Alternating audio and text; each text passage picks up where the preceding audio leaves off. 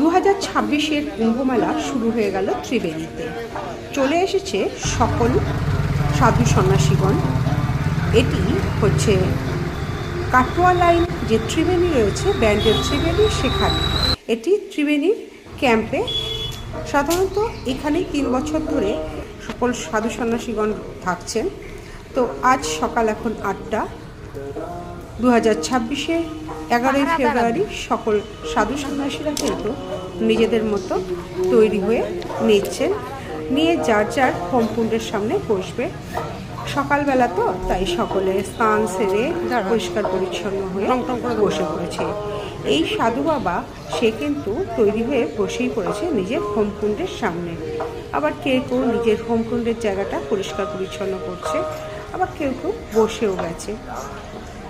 এই শুরু হলো ওদের জার্নি, বলতে গেলে জার্নি বলা হয়।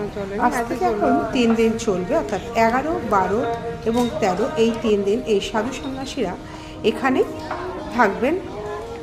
তো যারা মনে করছেন এই সাধু সন্ন্যাসীদের দেখতে আসবেন, দূর দূর থেকে প্রচুর মানুষ এখানে আসে, আপনারাও কিন্তু চলে আসতে পারেন। ঠিকানাটা কিন্তু খুব সহজ, ব্যান্ডেল থেকে ত্রিবেণী আসতে হবে, সেখান থেকে অটো বা টোটোতে আসতে পারেন।